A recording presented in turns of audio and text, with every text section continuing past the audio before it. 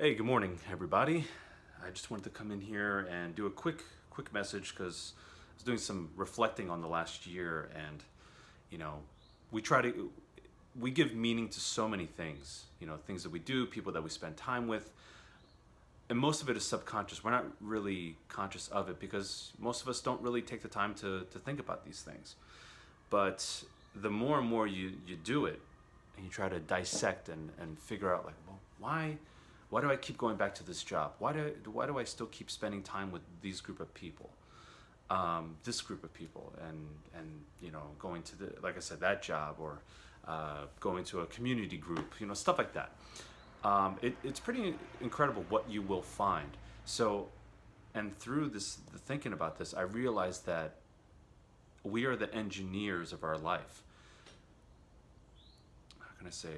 How some engineers, or even they're kids. I'm sure one of you watching used to, like, tear apart your toys, or like your toy cars, stuff like that, and like you tear it apart to figure out how it works, the inner mechanics of the toy, of whatever it is, or like a computer, a hard drive.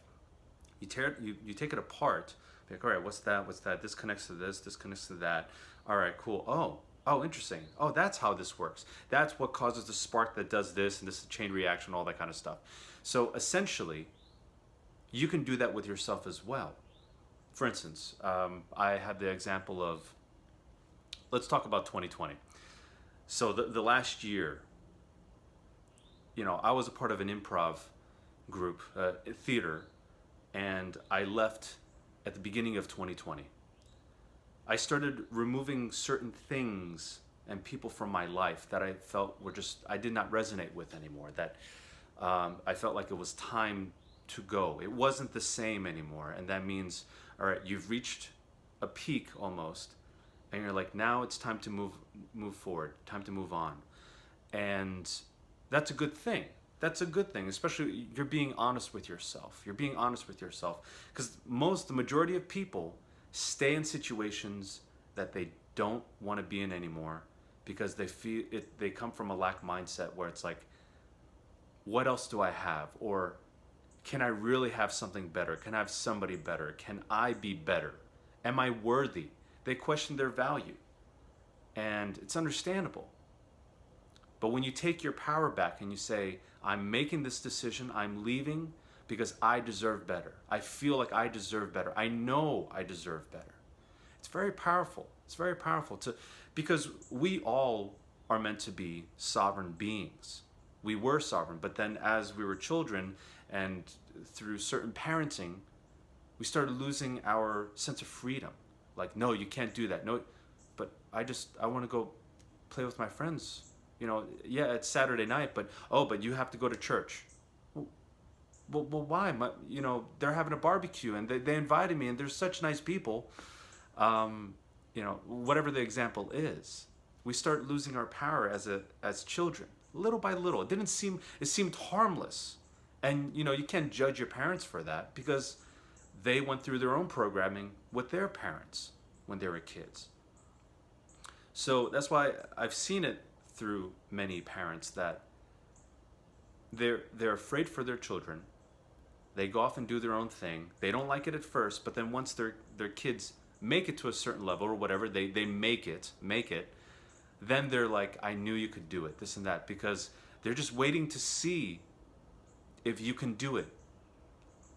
We wait to see if our friends and coworkers or whatever can do these things, because a part of it, subconsciously, we want to see them fail for confirmation bias. Like, see, he said or she said that she'd be able to do this thing. Yeah, okay, let's see. And then when somebody does, again, make it, then it's like, oh damn, well, maybe I can do that too. So I've mentioned in a previous video that we are like mirrors. So whatever we see in other people, it's just a reflection of how we feel about ourselves in whatever moment that is. So it's pretty incredible. So thinking about 2020, in the last year, I stopped going to the gym. Well, for the shutdown, of course. So actually 3 times I stopped going to the gym. But when I made the conscious decision to stop going, it was because I wanted to see how my body would react, how my thoughts would react. Like, damn, if I stop going to the gym, am I going to gain weight? Am I going to lose muscle? Am I, not going to be as toned and all that? And also, as that stuff's happening, you question yourself, why does it matter if I'm losing some muscle tone? Why does it matter if I'm, covering up my abs with a tiny throw pillow of a belly? Why does that matter? And when you figure out that information of, your inner thoughts and your beliefs about what going to the gym means, you can get a lot of clarity and a new meaning. You get to install new programming. It's so freaking cool. I think it's a great analogy because we really are built like computers. Well, at least our brains, we have information. If that information is not working anymore, it's old, it's outdated, it's an old software, you remove it and you install a new software with your new beliefs, your new meaning, and everything changes. It's incredible. It's freaking incredible, and a lot of stuff I can't explain yet because I have not reached that level of understanding yet, but have a pretty good idea. So, in whatever part of your life where you're like, why am I still dating this person? Why do I still keep going into this job that I know just drains me? Well, maybe you do like the job, but just the place. Maybe it's just that specific company or level that you're working at, the people you're working with. They bother you. But now, before you choose to leave, you have to ask yourself, why do these things bother me? Why am I getting triggered? That's where you start, because once you start realizing, like, oh, well, these people aren't doing anything. They're just going home. They come into work. They're bringing their negativity, their drama, the water cooler talk, all that kind of stuff. If that's the only stuff that's happening besides the work, and you come home feeling drained, it's like, okay, well, maybe I have something like that within me, and the fact that I see it in other people, it just amplifies and it bothers me more.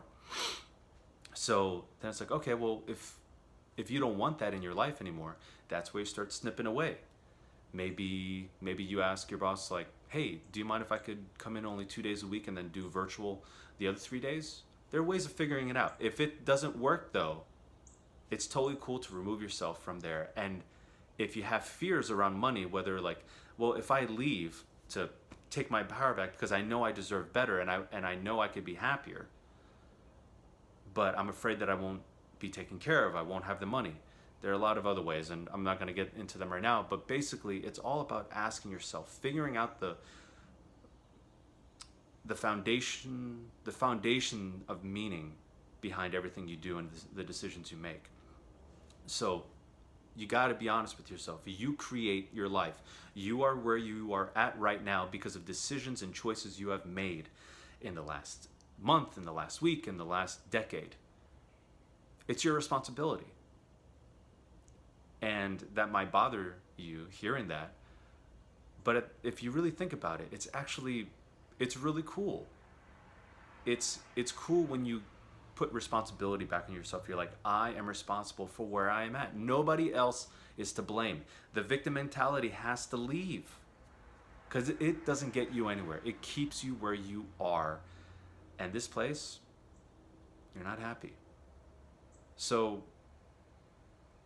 consider yourself being the engineer of your life. And to re-engineer things in your life should be like play. Should be like playing. It's like, all right, just dissect. I don't know if you dissected frogs or stuff in school, but it's the same thing. It's like little by little. Like you take one part of your life. You're like, all right, cool. Put the hole over here, and let's look at this. All right, so let's see. So this person, I'm trying to convince this person to like me. Wait, why am I trying to convince them to like me? Oh my God, it's because that one day in 4th grade when, I don't know, Jimmy John, took my apple or something like that, and I tried to convince him that I'm hungry, and he's like, oh, I don't care, whatever the situation is. The point is, like, you start realizing why you're trying to convince people to believe what you believe, or whatever that is. You put that back. You polish it up, this and that. Then you put it back into the body, the whole of your being, and then you look into the next section. And you're like, all right, so, wow. I don't know. My place is disorganized. Why do I like a disorganized place? Why don't I try to clean things up and everything has a place for itself? Why don't I like that? Oh, because things in my outer life, or like I don't handle things, or I maybe you have form of ADD, so like your thoughts are constantly scattering and your focus is off. So if your focus is off, everything's going to be in disarray because you can't focus in on one thing.